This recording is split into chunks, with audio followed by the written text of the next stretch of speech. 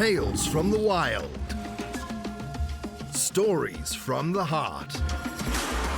A journey into the mind and soul of fired-up business professionals where they share their vision for the future.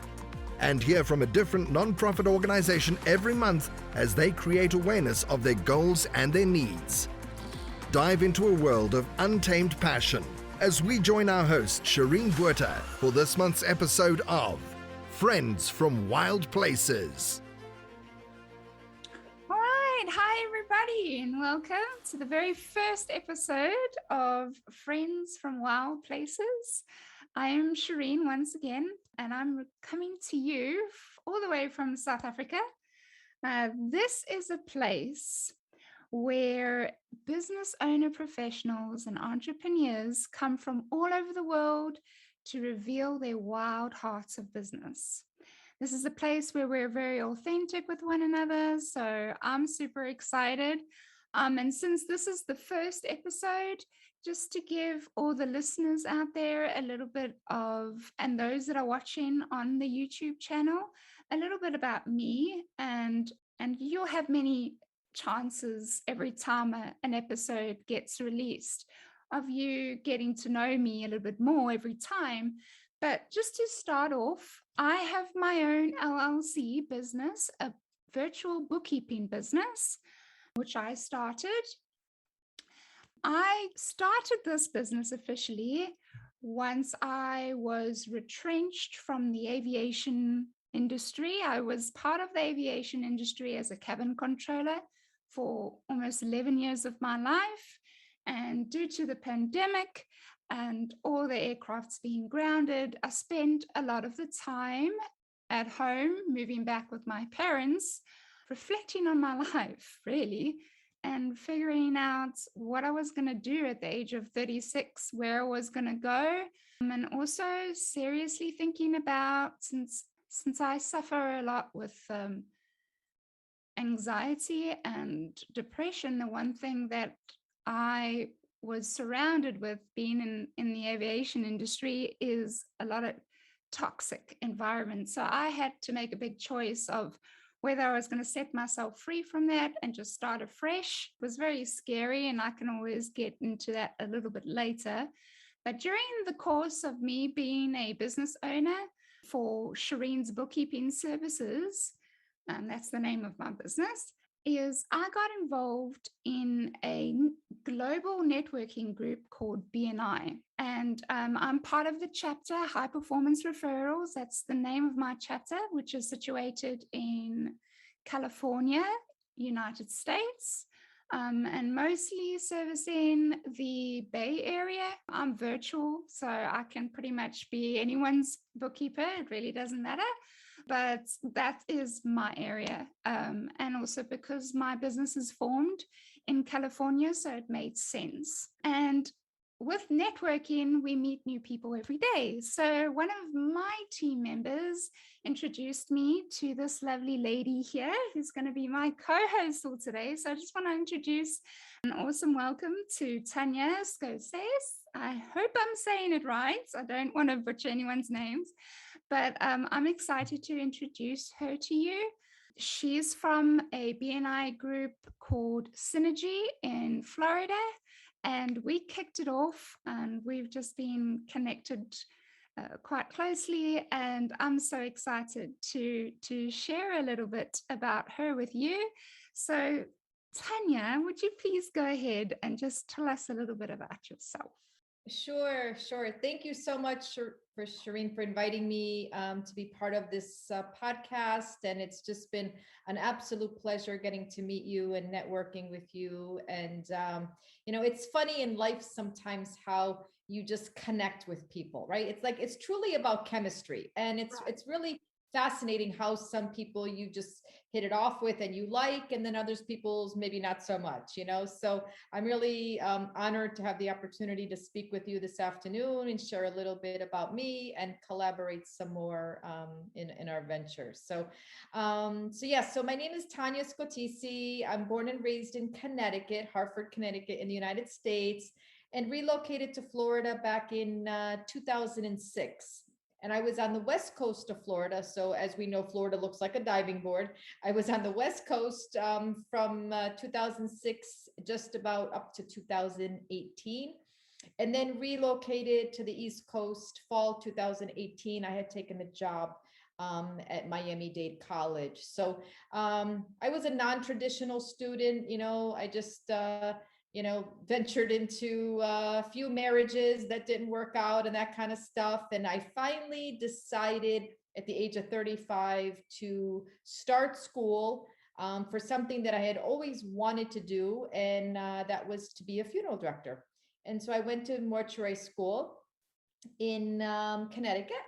And I was a single mom, and everyone that knew me thought I lost my mind. Like, why was I going to school? But I just had this calling, and I finished my degree there, and then moved to Florida with my family, and just stayed in school. And life, as I always say, sometimes puts you on a detour. And then I relocated to this coast of Florida when I took the job at Miami-Dade College teaching funeral services. So that's a little bit about me, and be more than happy to share anything else that any topic that we want to get into. Well, that's awesome. And I definitely want to know why you got into that. What did it for you? What motivated you to get into something like that? So in Connecticut, I had the opportunity. I was 12 years old. I was in seventh grade, in grammar school. And my mom picked me up and said, we are going to go to a funeral home. We're going to go visit. It was my mother's friend's mom. So I had no relationship to the deceased person. And in the United States, I know, Shireen, you and I have talked about different customs and traditions, but in the United States, typically, especially back then, it was a traditional wake where you go visit the deceased person, pay your respects. And so that's what I did. And it wasn't emotional because I didn't know the person. It wasn't like a relative or some, emotional connection. Right. So I went into the funeral home, and I was greeted by the men in black suits. And I looked up above me, and there was these beautiful chandeliers, like these beautiful beautiful lamps with lights and stuff. And to this day, I still always wear my beautiful earrings, something representing a chandelier, because I always say I want to take that piece of history with me. So wherever I'm going, I always have a little sparkle on to remind me of of that moment. And that moment just defined me. I went up to the casket where the woman was. I paid my respects. And I remember like looking at my mom, and I was like this shy little girl, but I was like, can I touch her? And my mother's like, you're not supposed to touch the dead, just say a prayer and go sit back in your seat. And I was like, okay. So I just said the prayer, and I was like, I've never seen anything. It was beautiful. Like, she was beautiful. The dress was beautiful. The makeup was beautiful. And I didn't know what she felt like. Does she feel like wax? Does she feel like a mannequin? Does she feel real? Like, what is it? And no one told me. And so I went back in my seat, and then, I'm just sitting there and watching everybody do the same thing that I just did, except I don't think anybody else wanted to poke her. But but then my mom said, I said to my mom, I see there's a man, and his name is on the other side of the funeral home. Can I go to that wake and pay my respects there?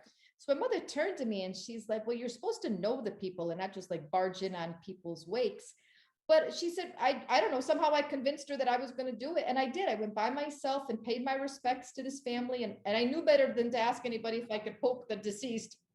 But I said the prayer, and I went back to my seat with my mom on the other side of the funeral home. And that moment, Shireen, literally has stayed with me my entire life. But I ended up working in the medical world 21 years, without any quote unquote formal education. I was kind of like a self-made office person, worked my way up. And, some people, have this, everyone's journey is different. And some people have a college experience right out of the gate for whatever reason, and other people don't. And some people never pursue academics, other people do. So it's not like it's a one size fits all. But I was 35, and out of the clear blue, I was working medical. I just decided I'm going to call a funeral home and find out what they do, and what do I have to do to become one. and I found out a lot about the funeral directing world, and I immersed myself in it. But I didn't come from a background. In the United States, it's very common for people to take over a family business because half of the businesses in the United States are privately owned. And, so it was just a fascinating way of how I got there. But I'm excited to share, anything, any details or anything, but that's it in a nutshell as far as how I got started in it. I just have to say what you said about not doing it the conventional way, because a lot of people, they finish school, they go to college, they study, and then, A for away. Like, for example, accountants, or they normally go and do the 4-year college degree and they come out and they become accountants, and that's, what they do. And for me, I didn't really do it the conventional way. I mean, I took a couple of years break. I went overseas as a camp counselor and an au pair. I went to an arts college because I had a passion for dancing. And then I came back from my overseas trips and I realized, oh, I can't be a gypsy for the rest of my life. I've got to actually adult now. And then I got into the aviation world for the 11 years of my life. And then here I've did the sideline bookkeeping thing. But so my bookkeeping went with courses that I did on the sideline while doing all that, not really taking it in seriously until the retrenchment happened. And then me coming to the realization of what am I actually going to do with my life that's going to put me in the place where I want to be and give me the best life that I would like, And so I didn't follow the conventional way of getting a 4-year degree, but instead I did years later decide to do a whole lot of courses on the sideline of my main job and then get retrenched and decide to form a business in the US of A. So it's just everyone gets to wherever they are in a very different way and in their own way. And that shouldn't be judged. You know what I mean? Right. It's such a fascinating story that you share because, so many people, and I think, this pandemic, in my opinion, has really highlighted, a lot of things that I think warrant good discussion. And one is anxiety and depression. And I too, I mean, I have it. I have OCD. I talk about it in my classes. And, there's ways to use it to propel you. You know what I mean? Like, being a funeral director and having OCD is a phenomenal combination because we're very meticulous about things that we're doing. So, but I think like our society, maybe now has maybe shed some light on these areas that people are feeling. But if you think about, it's almost like what is normal, like social media and everybody posting pictures of themselves. And, everyone has like like the family and the 2-parent household with their kids. And then the kids get older and then they get into grandkids. And it's like, what if you don't fit that mold? Like where do you fit in society, or do you fit, or do you have to just like make your own, your own way? So I felt it a lot because I didn't go to traditional school and I didn't have the experience of like, leaving house at 18 or, and going off to a 4-year traditional college, knowing what I wanted. And some people that I went to school with, it seems like that's what they did. And I don't know, they're kind of probably living their best life, but mine has been like a roller coaster ride. I mean, it's like buckle up and down. And I mean, I got more stories from my nursing home than I could share with anybody. And it's experiences that make it real. I can imagine. That's what makes it real. And, but some people I think just live behind their, I don't want to say facade. I mean, I'm happy for people that found it right out of the gate, and I'm happy for those folks and admire those folks. That wasn't my journey. So that I can share with you, Exactly. Everyone has their own journeys. And with that, we all need to respect one another's journeys and know that I can never do what you're doing and I could never have lived your life, and then vice versa. You could never have walked in my shoes and gone through what I've gone through. And then that will kind of leak into how we should really be just sharing love and respect in this world. There's just not enough of that.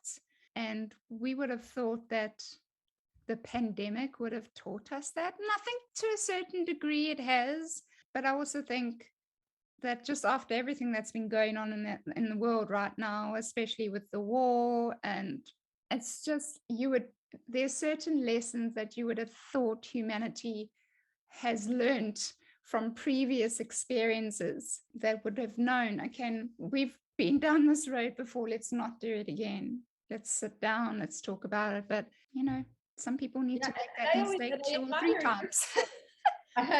I admire your field, Shireen, because numbers and myself, we're like, we do not go hand in hand. So I always admire, like, it's like you have a bookkeeping service and that's what you enjoy and that's passionate. It's like, wow, like that must be, for you, like that is what inspires you. And maybe like, if you're looking at me saying, how does she do funerals, or how is that like something that brings her in joy or inspiration? And it does. And it's just funny when you try to look in somebody else's shoes, but as something as simple as understanding each other's work and occupation is even challenging. So then when you get on the subject of more, maybe complex issues of anxiety or codependency or, different hot topics right now, it is a fascinating world to kind of explore these different areas.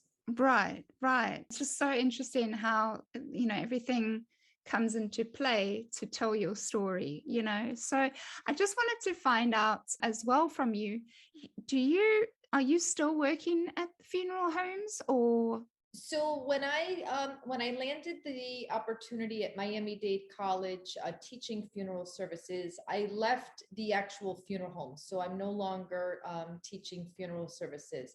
But through my BNI group in Hollywood, Florida, I'm in the Synergy chapter, as you mentioned. And what I've done is my dad was diagnosed with dementia, Lewy body dementia, a little over a year ago. And that's the kind that Robin Williams had. It's with hallucinations and things. And it has been quite the journey of a system that I knew nothing of. And I only knew of the word dementia. I mean, if I had to tell you at that time anything more, I could not even probably have an intelligent conversation about it. Right. Well, when you're immersed in it, it really, sheds light on a lot of things that you don't know. So over the past year plus, with having my dad in a situation he could no longer live alone, had to find him in assisted living memory care, and navigating that system, I landed upon a company called Sunshine Senior Placement.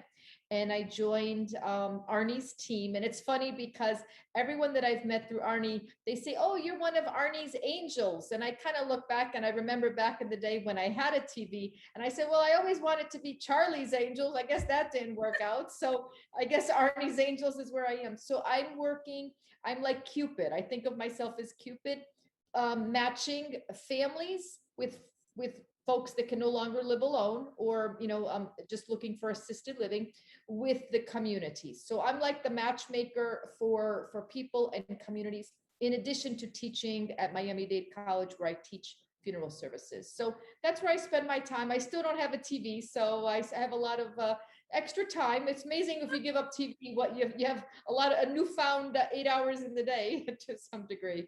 Right. And, I've told you this before. I find your road and your journey that you've taken is so interesting to me. And as I said before with you, that, my father has Alzheimer's, which is under the umbrella of dementia.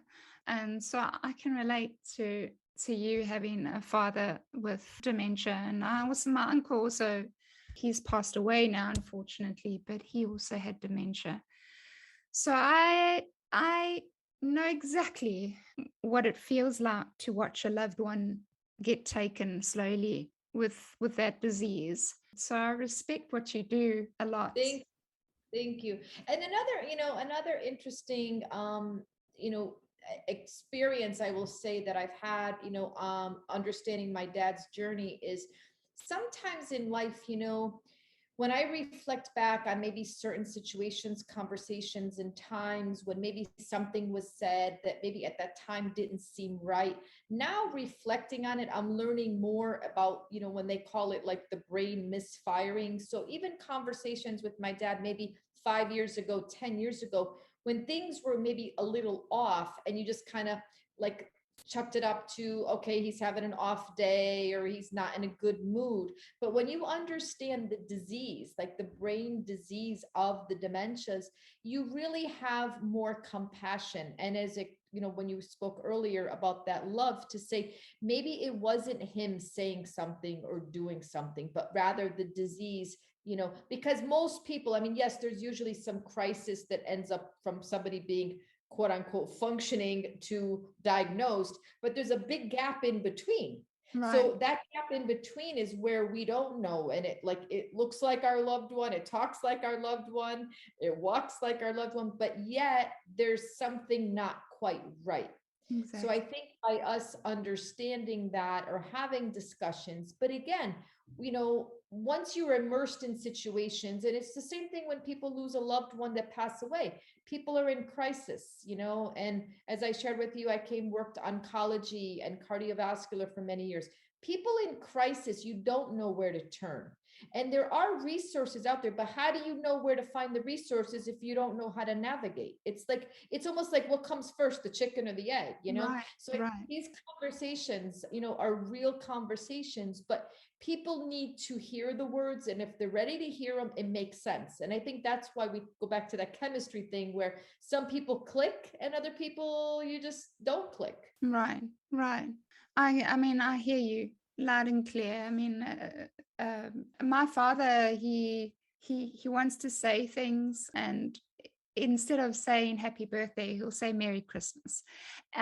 Those little things, I respect you and what you're doing, because it's very hard to see a loved one get, slowly their mind disappears. It's very hard. And on saying that, I just wanted to say something that I've noticed with you is, and I really take my hat off to you, is everything that you've done in your life has come from a heartfelt experience like that when you were a child in the funeral home, that with your father, and seeing you struggling with your father to find the right home for him. I know you didn't mention too much of that, but I know the story, and it's just, I take my hat off to you, because not everyone follows careers like that. Like they have a really touching moment and they go, this is what I want to do for the rest of my life, or, for now, this is what I want to do. And then something else happens, and then something else gets ignited in you. And then you're like, this is what I'm going to do.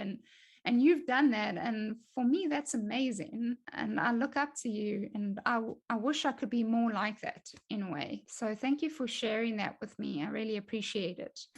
It means a lot, but I think, I look to you with the same, respect and inspiration that you've shared your experiences. So it is it's a very collaborative, friendship that we have.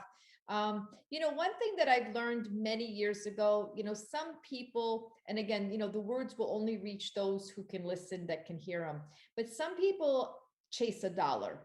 And I've never been one to chase a dollar, from the simple reason is a dollar can go very quickly and a dollar can come very quickly. And to really find passion is to really find something that is sustainable, whether or not you have money, don't have money, because when you can find your passion, money doesn't define you anymore. Exactly. And it's such a hard, but not many people these words can reach, because so many people are caught up in, having whatever whatever it is, the houses, the cars, and things. And I'm not saying that that's not correct. I mean, everyone has their own journey, as you so eloquently mentioned. Right. But I really think by finding a passion or a purpose, and again, for me, I mean, I've been up, I've been down, I've been left, I've been right, and it doesn't define me. And I can have these open, frank conversations and say, you know what, it's like, I'm here, I'm still me. And there's times that, it wasn't so, up on the financial side. But, at the end of the day, it's like so many people get so caught up in the, whether it's a look or a job or a house or a car. And, you know, you and I've had many, many heart-to-heart conversations. I mean, I don't take anxiety or depression lightly. You know, as a funeral director trained, as a, you know, as a scholar, you know, suicide is very real to me. I've worked too many families with it. So I really feel that awareness and talking about it and elaborating that just because somebody looks a certain way and, you know, then you hear that they commit suicide, everyone's so shocked, like, oh, how they look like they had everything. How did they do it? So why are we shocked when somebody takes their own life? Because of what? Because they looked a certain way. Like we almost have to change our mindset, you know, because it's not about a look. And I think that's where I think our society, and I'll speak, you know, from the United States, I'm not that familiar with, you know, where you are, but here it's just, you know, people talk about awareness, but how many people are spending the time to actually have awareness type of conversations? Right. I agree with you. It's a very good question to ask. Suicide is not, it needs to be, gosh, this is a little close to home. Yeah, it's a subject that we can speak for another hour on, and I'm happy to share. But I just wanted to ask you another question before we introduce someone else very special to the team here. I just want to ask you, what do you want people to know about what you do? What I want people to know is that what people sometimes see, for example, you know, like I have quite a big presence on LinkedIn. People see me as a professor, as an educator, and I'm as real as I am a human. And, you know, we all have challenges and struggles. And I always, that picture of the iceberg, when you see the tip of the iceberg, always resonates with me because there's so much more behind the suit.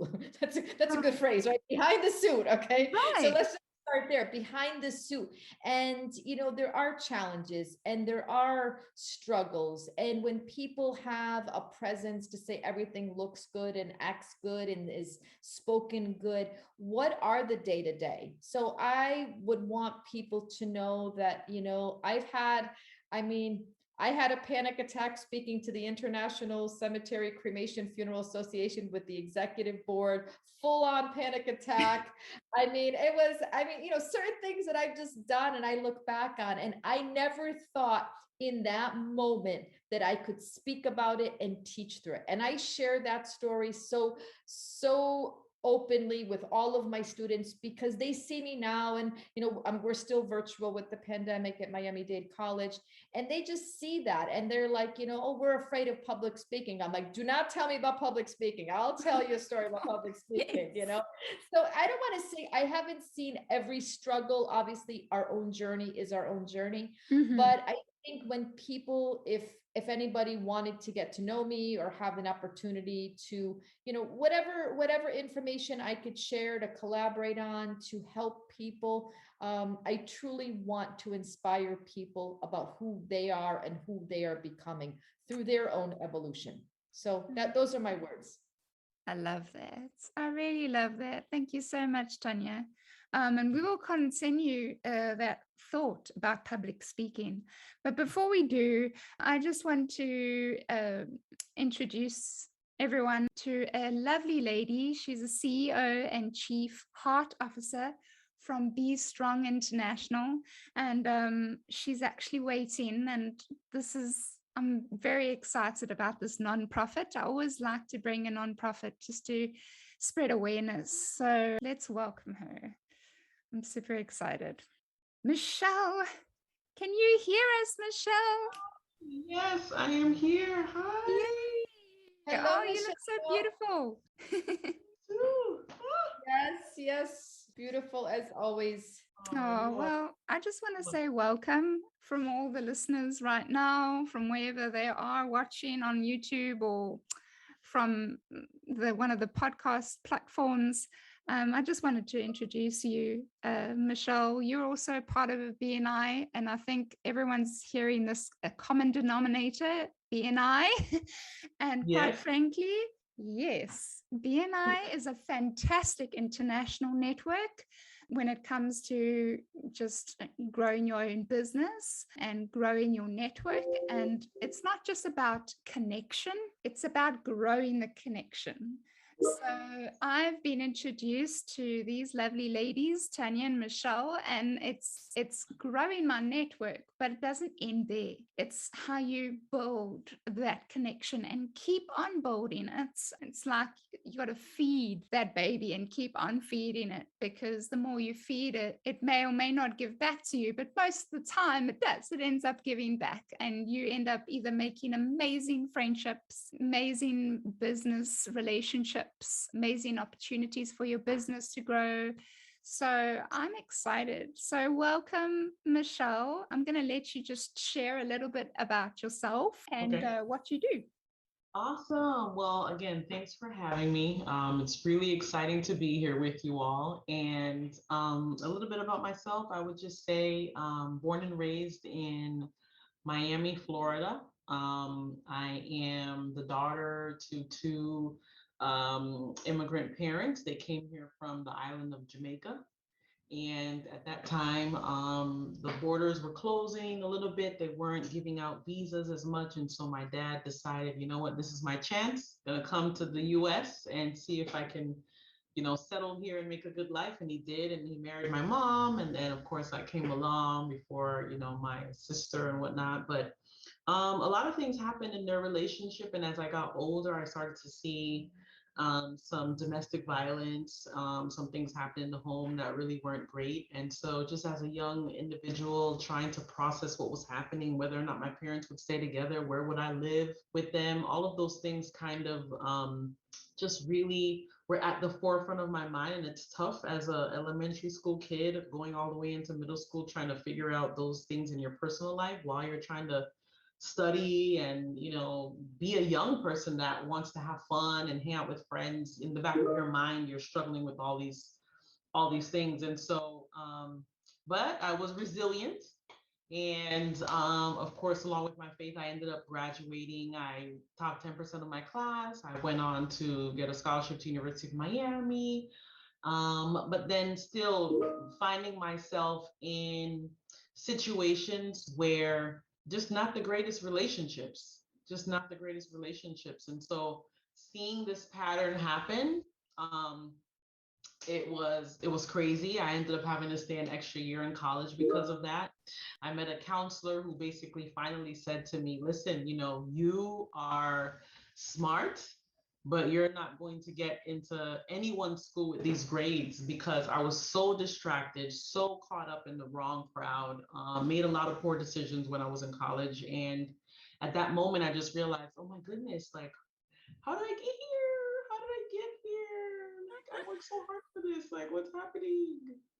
So I did turn it around. That was a pivotal moment for me, and I'm so thankful for her. And to be honest with you, I don't even know her name. I can't remember her name, but just a pivotal moment where she spoke into my life. And we all need those people and those moments to speak encouraging words into our lives. And here I am ever since. I ended up joining Be Strong after college and just really fell in love with it. And the founder was here at the time, and I just really clung to her, and she became a mentor to me. And that's how I ended up here at Be Strong. Yeah.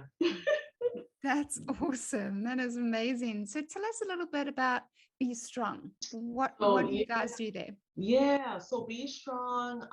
Actually, it's so funny. I don't know if you see bags under my eyes. I kind of got a hangover a little bit because we just celebrated our 30 years of being in existence, which is amazing, an amazing feat for a nonprofit, because it is tough. It is tough. The nonprofit world is very tough, very challenging, especially when it comes to funding and getting support and stakeholders to be, supportive of your mission. But what we do is we teach hard skills. Our goal is to move individuals and families from brokenness to wholeness. And we do that through healthy relationship education. So we serve all of the different target audiences: youth, parents, married couples. We just did a workshop today with community leaders, and it's all about how to effectively speak to them where they are, the areas where we see that people are on these negative patterns, they believe these lies, they believe these misconceptions about themselves, which causes them not to walk into their true purpose. We really want to target the broken family. And we know a lot of that stems from addiction, abuse, poor parenting, so many other factors that, our world knows that these are high, really important topics that we need to figure out how do we solve them, the social issues that arise. But at the same time, the resources are not there, and it's not always a collaborative effort to get communities to change in these areas. And so that's what we want to move people to wholeness. And wholeness doesn't mean you're perfect. It just means that you now have the tools, you now have the resources to confront those issues and to put you on a better path to ending the cycle of trauma and poverty and all those things that we want to end. So, Right. Right. I love that. I love that. I think it's so amazing. And one of the reasons I do this, and one of the big reasons I do this for this podcast, is every podcast I want to introduce one nonprofit to spread awareness and to let people know out there that if that is something that they can relate to, or know someone that are struggling with that specific thing, that they have something to reach out to. And I will continue doing this because it's my way of giving back. If I had a choice, I would rather be just fundraising and doing things and helping others and for the rest of my life without having to do any sort of job if I could. But unfortunately, life's not like that. But I can do this. These are my ways. And then doing a fundraiser for my birthday, silly things like that. But these are my ways of trying to spread awareness and to helping others. So thank you very much for sharing that. And I just wanted to ask you, what do you want people listening to know? It's funny that you pose that question because I'm always in a position of, soliciting people to give and to support us. But I would use this moment if you were to ask me, what do I want people to know? I want people to know that there is always hope. Yes. No matter what their background is, no matter even the current situation that they're in, as long as they are alive and they're listening to us, they have breath in their body, which is a gift. You have the ability to change your circumstance. You really do. And it starts with your heart connecting to your mind, getting the knowledge that you need to make a change, confronting the real issues that at times people don't want to face, they don't want to deal with. Being open and honest with yourself so that you can move forward and hopefully change a generation that's coming behind you. Some who are listening have kids, some who are listening might be up in age. But wherever you are in life, there is hope. And that's what we choose to bring to the youth, the parents, the married couples, the families, communities that we serve. Yeah. And to say something further about that is you're not alone, because I understand there's a point where you feel like you're alone and you're the only one that's struggling in that dark place, but you're actually not. And there's actually a lot of people out there that are maybe not the exact same scenario as you, but something very similar. And it might be very daunting to make that first move, but you won't regret it. You won't regret it. Just to reach out and ask for help, because I don't know how you guys feel, but I feel like that's the biggest challenge when you're in that space, when you're in that darkness and that struggle, for you to go, okay, I mean, it's peer pressure, it's family pressure, everybody like as well. It's to take that first step of saying, okay, I need help, and reaching out, picking up that phone. Yeah. So I agree. I mean, I think, it's very easy for us to tell ourselves that lie, that we're alone. Right. And you'll be so surprised that the moment that you become vulnerable, someone will say, "Me too." Yes. I feel the same way. That's how the Me Too movement got started, Me too. So Right. I just, it's a lie. It's something that we have to, when we feel alone, we immediately isolate ourselves. And it's one of the most dangerous things that we could do. And then that's when depression starts to set in, hopelessness, That's it. so many other factors. And, there's a deeper level of even mental trauma that people go through as well. But to speak to someone who is really, really hurting, or they feel like they need to make a change in their lives, it really starts with telling someone else, hey, like you, Shireen, Exactly. I want to do a podcast and I want to help people, right? And Right. you tell someone that knows someone, and this is how Tanya gets involved. Then Tanya reaches out to me, right? We're all Right. connected, and I don't think we realize oftentimes how small, as much as big our world is, and you're in South Africa and I'm in Miami, right? Right. COVID showed Exactly. us how connected we could be really fast, really quickly, and gain so much traction. So there's hope. Exactly. Yeah. On that, can people donate or volunteer to your MPO if they wanted to? Yeah, so they can donate. They can visit our website. It's bestrongintl.org. We're on Instagram, we're on Facebook. I don't know if Facebook is as popular as it used to be, but Instagram seems to be hot. Um, we are on LinkedIn, and they can follow us there. And all of those pages sort of will bring you to our donation page. Right. Any gift is a blessing to us, because there are things that grants don't pay for, that we would True. love to cover Yeah. and do for the families. When COVID happened, we never stopped working. We had to partner with other families and really get them the food. There was so much food insecurity in it. So in some parts still is, right? Mhm.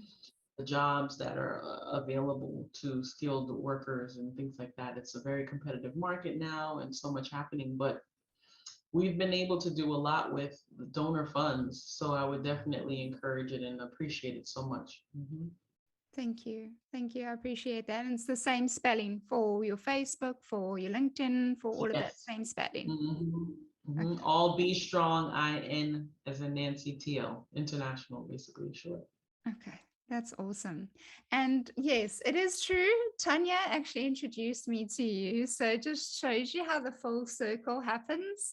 One of my, chapter partners, they introduced me to Tanya, and then Tanya actually alerted me to you once I had spoken to her about my plan for the podcast. So it's true. It's the proof is in the pudding. So Mhm. but yeah, I'm so happy. Thank you, Michelle, for sharing that. And I actually wanted to speak a little bit about Tanya's mentioned not so long ago before you arrived about public speaking.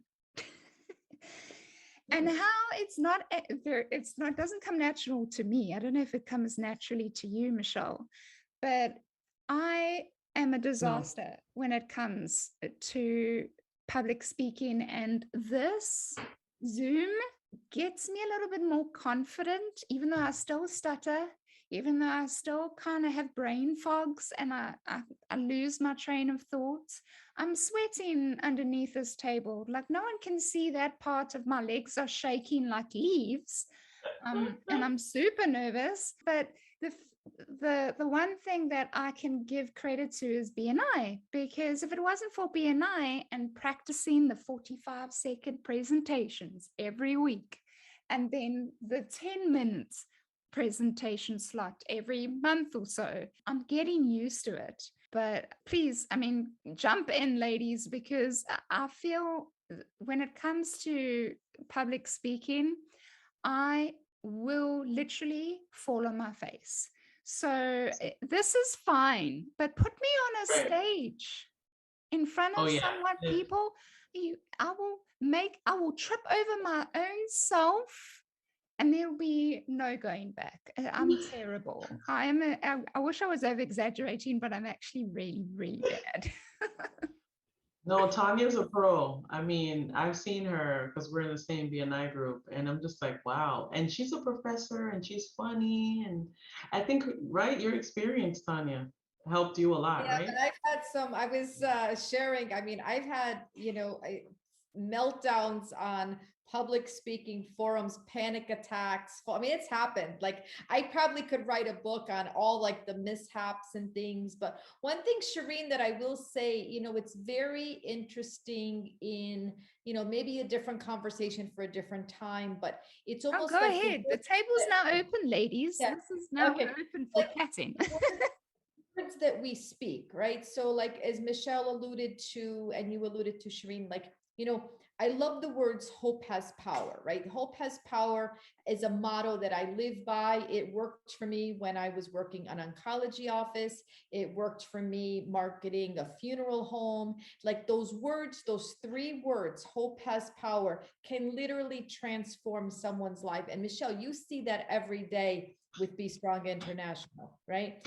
But I Absolutely. think, but I think it's very true, like the words that we speak. So when we believe that we can't do something and we have that voice kind of like that, whatever that voice is, like judging us, you can't do it, you can't do it, you're this, you are speaking so eloquently, Miss Shireen, like you are just beautifully spoken, you're eloquent. So we don't sit here saying, oh, Shireen looks nervous or is acting nervous, right? Michelle, she doesn't act nervous. She's not speaking nothing. So we are our own worst critic. We are our worst critic. So I think, like through the Be Strong mission and through, different things that we can push ourselves in the direction of hope has power. Because I know now I publicly speak often every day. Sometimes, I mean, I'm on Zoom 12, 14 hours a day, many times per week. And if you told me that, like, whatever, 5 years ago, I would have not believed you because I didn't think I could do it. I had delivered a speech that I crafted, that I wrote, that I practiced, that I rehearsed, and I bombed, and it wasn't in the good sense of bombed. I mean, it was it was like a full-on like disaster. Okay. Right. Almost to the point, like, I'm like, if I didn't end up in emergency room for like lack of oxygen or something. But now I'm here before both of you beautiful women sharing my experience. So I've experienced it. So when people see me, like, Michelle, you only know me in this forum that I can speak and I can carry a conversation, but I've had those moments where it wasn't always like this. Right. And so I think sometimes we all have those voices, the judges that, inside of us that we can't, we shouldn't, we're not good enough, we're not fill in the blank enough, whatever that looks like. But I really think the words of hope has power has been a motto that I live by and I try to live by. I teach through it. And I think it's all about evolving and evolving into a better human, into a better place, but by sharing the experiences. And not everybody has horrible, like, I mean, some people do, but some people, it's just maybe they just want to get from here to here, and that's a good step in the direction for them. Right. So sometimes it's almost like, just surrounding your people with who maybe you want to be like, and who is a good role model. But sometimes when we have what looks like a good role model is not a good role model, that's where you can kind of get stuck. And we have all gotten stuck. I mean, I've gotten stuck quite a few times, but I think the goal for all humans, for those that have an open awareness, is to try to do better, try to be better. And through that giving back, I think it really helps people that are in that stuck place at the moment. Right. And to not give up. I mean, we all do. We go through hard times. And the fact that we're all admitting that we are our own worst enemy. I am. And I agree with you. I really don't need any help with bringing myself down. Who needs enemies when you have yourself? And I mean that with all respect. It can get tough up here. And just talking about it like this, there might be listeners out there that are feeling the same way. And then they're telling themselves, oh no, they can't start this business. They can't do this. They're not good enough to do this. But I mean, look at these two beautiful women and look what they've done, what they've gone through, and where they are today. And I mean, both of you ladies have so many stories to share. And Michelle, specifically about how you got to your position in Be Strong. Would you like to share a little bit about that? Sure. Interesting scenario. So I ended up working, I started the work in 2005 is when I got here. And around 2008, we had lost some really, really heavy funding that kind of toppled the agency a little bit. So it was a very scary time. Right. And there were a few of us who stayed back, who said, you know what, we are just going to struggle through this with the founder. We're going to, make this work, don't pay us, right? I consulted with my husband and I said, you know what, hey, I'll stay here for a while and see what happens, and we'll apply for some other funds and see if things will work out. Right. And then I got married in 2009. And then for 2 years, we were kind of just on this really slow path to nowhere. And it's just like, wow, nothing's letting up, nothing's happening. The funding, it seems like it was getting worse. It seemed like we were going to be close to closing our doors. I think we only had one grant that would be paying, the rent, lights, and so forth. And so I ended up getting pregnant. And that's when I'm like, oh. Right. Michelle, I think we've lost Michelle here. Michelle, can you hear us? Yes. Can you hear me now? Yes. Okay, we got you back. I'm not sure what happened. Yeah. So I'm So sorry you about felt that. pregnant. So I got pregnant. And at that time, I was trying to figure out what I was going to do now. Should I tell her that I need to look for employment? What do I do? And so I ended up, I'm a person of deep faith, so I ended up praying about it, and I ended up going on a 21-day sort of like no TV, no music. Social media was around then, so but no Facebook, nothing like that. And just wanted to kind of hear and be still and hear what I felt like what God was going to tell me to do next. And I did that for 21 days. And for 21 days, I ate certain foods and just did a whole cleansing, whatever you want to call it. And at the end of the 21st day, I wake up and it's like, oh, call your boss and tell her that you want to talk to her. So I call her and I say, hey, I want to set up a meeting with you. I've got some stuff to share. She's like, sure, fine. So we set up the meeting a couple days, and I go to her and I walk her through sort of my journey in the 21 days, a lot of numbers, inspiration, what things meant. And the last part of it was to say, hey, I think it's time that you step down from the agency and that you let me take control of Be Strong and take it to where it needs to be. And I was scared to death because everyone in the community knew that. I mean, Be Strong was her baby. She wasn't going to let it go. Right. If anything, maybe she would go down with it. Who knows, right? But Right. and she just said, "I'm tired. Where do I sign? Because I'm done." Wow. And that was it. That was in April of 2012, and it's been an exciting, interesting, tear-filled, joyful ride ever since. But the board of directors voted me in, and that was it. Wow. Wow. Yeah. Just like that, hey? Well, Beautiful journey, Michelle. exactly. I just wanted to highlight that just to show the different ways and different journeys that we're all taking. Tanya, you and I were just talking about that. Being an owner of a business, starting your own business, being entrepreneurs, being, businesswomen, we're all walking our own journey, and we all get to where we should be in our own time. And I'm so grateful that I get, to listen to both your stories and your hearts, which is typical for women. I mean, we talk about our businesses at the same time. We're talking about and sharing some really sensitive topics and some really great topics, which we could probably talk for hours on. And there's nothing wrong with that. But yeah, so I just wanted to just wind down and ask Tanya, just for you to share with us, where can we find you if we want to chat to you, or if someone's listening and would like to find out more about, your story with funeral homes, and now just with the senior placement. You might inspire someone that's listening right now and they want to reach out and chat to you. Where can they find you? Sure. So my phone number, which you're more than welcome to share, is my cell phone. It's United States area code 941-387-6485. You can also find me on WhatsApp. I don't know if I pronounced that correctly, but I'm there also. I don't have a TV, but I do live on LinkedIn, so I have a big presence there. I'm on there a lot.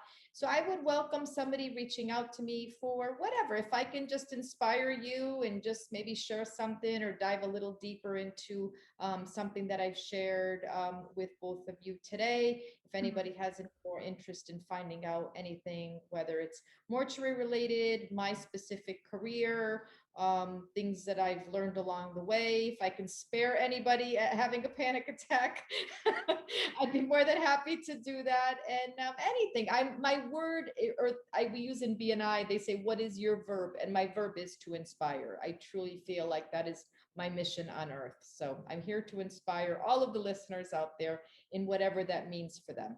Right. I love that. Thank you so much, Tanya. It's just so funny. I don't know why I'm just sitting here and I'm just thinking, just before the pandemic, ladies, the first, what is the story time? Sorry, I'm going to flip quickly back to a story time, because what you said now was very interesting to me, Tanya, because on the 1st of the 1st, 2020, which was shortly before the pandemic hit, I was doing my flights as per usual as a cabin crew member, and we had taken off and we had a fire on board. Wow. And the fire was from a passenger's bag. It was batteries of, those e-cigarettes, and he had a whole lot of spare batteries, and he had just placed it in a Ziploc bag, put it in the bag, put it in the overhead storage, and for away. And I don't know if you know much about batteries, but if they're not placed correctly in a package, they can cause friction and they can start building energy up between the 2 or 3 or 4 batteries, and it can cause a spark, and then a fire can begin. Now, I'm not going to go into the details of what happened, but it's a story for another day. But we took off and we were alerted to smoke by the passengers. And so I got the halon and put on the gloves, and I went and fought the fire. And I knew exactly where the fire was because I could see the flickering of the flames through the roof and where the stowage closed. And everything was fine. We worked together as a team. They alerted the captain. The captain turned the aircraft around and we landed back in Durban, South Africa. But I remember like it was yesterday, and how everything perfectly lined up, meaning if any of the factors were slightly different in any way, I would not be sitting with you ladies today. Oh, so the fact that the bag was right in front of all the other bags instead of squashed behind any of the bags, to the point that I could see the flickering of the flames, and the fact that this bag didn't have a few minutes to burn into the back before any smoke was showing to the passengers, the fact that the passengers remained seated. Yes, they were screaming their lungs out, like blood curdling screams, but they all remained seated, which is very unusual for a full plane of all negative panic instead of positive panic, which is getting up hysterically and running just anywhere just to try and get away. But they all remained seated. I mean, there was so many factors that just lined up perfectly. And I remember once we had landed and I opened the door and I just got this breath of fresh air, and I stepped out on the stairs and I just looked up and I was just like, thank you, God. I knew without a doubt that there was something else happening and somebody else was working to protect every single passenger, every single crew member, and every pilot that was on board that aircraft. And that was the first of the first 2020, and the whole world went into lockdown in April. And when I stood on those stairs, I said, thank you, God. But then I also said to myself, well, can only get better from here, right? And then the pandemic happened. And then shortly after that, with just staying at home and, things happening with the airline, the retrenchment happened with me. And then I started, my bookkeeping business, Shireen's Bookkeeping Services. So everything just happened. And you know what? Everything happened the way it should. It wasn't fun and it wasn't easy. And I'm sure you both can say the same thing. None of the experiences were all beautiful experiences. Some of them are really hard. And some of them I will not wish on any single human being on this earth. I went through it and that's enough. You know what I mean? But just to show you that everything happens for a reason, and you might not understand it now, but in a few years' time, you're going to look back and you're going to see, I didn't give up then. I kept on going.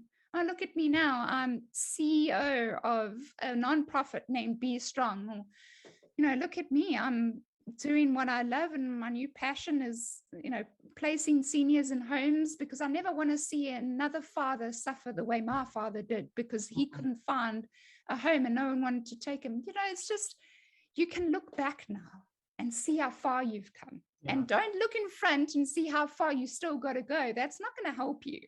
If you look back rather and go, well, I might have long way to go, but look how far I've come. And that's what should be your motivation. And I'm going to end it with that. Ladies, it was so awesome having you, Tanya and Michelle. I have all the socials. I got your social, Tanya. Michelle, I've got all yours. And for those people that want to listen, please listen again. Next month, I'm going to make a next episode. You'll find it on all the platforms for podcasts, and you'll also find it on the YouTube channel. But if you want to find me personally, you can find me, Shireen Botha, on Facebook or Instagram, as well as LinkedIn. I've got my business page there on LinkedIn, Shireen Botha, Shireen's Bookkeeping Services. And then you're going to find this on the Friends from Wild Places YouTube. So you'll find us there too. But if you just want to reach out and chat to me, you can find me on those networks, Facebook, Instagram. Believe it or not, I have a TikTok account as well. Don't judge me, ladies. It's a lot of fun. And it's a great way to actually motivate people and reach out to people as well. So thank you so much for listening, everybody. And we'll see you guys next time. Thank you so much. Thank you. You've been listening to Friends from Wild Places with Shireen Botha. Be sure to subscribe to the podcast from the links to catch every episode and unleash your passion.